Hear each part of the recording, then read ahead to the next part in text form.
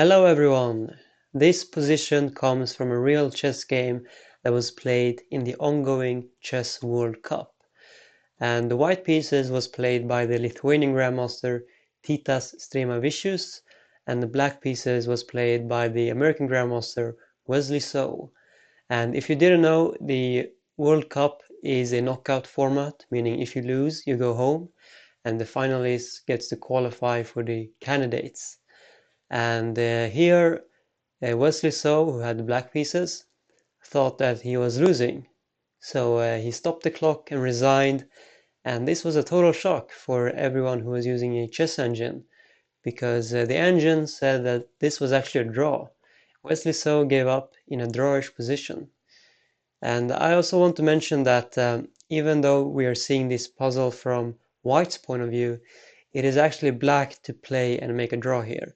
So usually when you have a puzzle where it's black to play, you get to see it from black's point of view. But I did that in my much older videos and it confused a lot of people. So I'm just going to keep it from White's point of view here. But it's still black to play and make a draw. So the pawns, they go this direction and the white pawns goes this direction.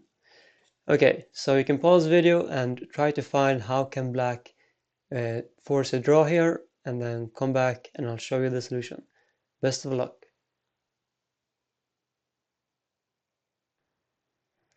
Okay, so how can black draw this? Because white is up a bishop, and the bishop is in control of this diagonal and these pawns, and it seems like because it's black's turn to play, if black moves the king, and black can only go to h5 with the king, then white is going to take these pawns, and white is going to win this. Well, the other remaining move that black has is actually to promote the h-pawn. And it doesn't matter what we promote it to. Let's just promote it to queen. And here white will capture the queen. And now what do we do?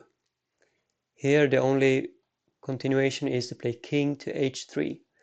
And we are now threatening to play g2, blocking the white bishop in the corner.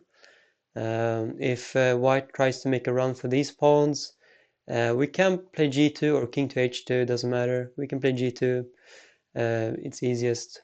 And here white will capture that, black will capture the bishop. And even though it might seem like the white king is gonna take our pawns before black, this is actually a draw, because we are just in time to promote it after white, and we will promote with a check. So this will be a queen versus queen endgame, and that is a draw. So that is why white will not be able to run for these pawns.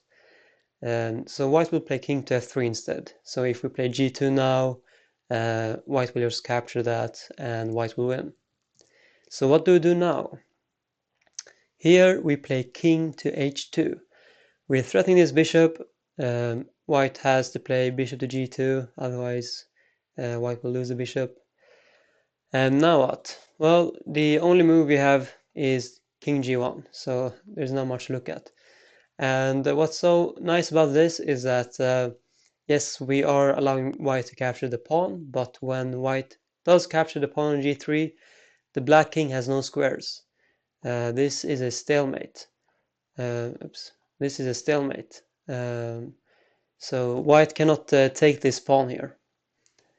Okay, so what if white plays bishop to h3 just to keep this diagonal?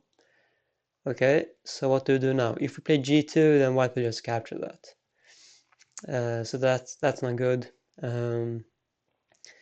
If we play king to h1, then black will of course just capture the pawn.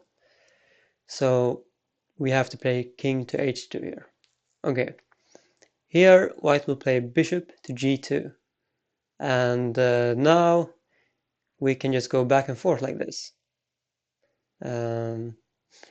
So we are forcing a draw here. And if white plays bishop to f1 instead of bishop to g2, again we just play king to g1, and white will not take the pawn here because now our king is closer to these pawns. So black is actually going to win this. I can show you how. So even if we do something like this, yeah, we will promote before white. Doesn't matter what the variation is. So after something like bishop to f1, we will just keep playing the king back to g1. And yeah, if white moves the bishop away, then we play king to h2, and we are threatening to run down with the pawn. So white has to play the bishop back to f1, and we will keep playing king to g1. And yeah, that's how we are forcing the draw here. White cannot ever take the pawn without losing, so there will just be repetition, and that will be a draw. So let's look at this again.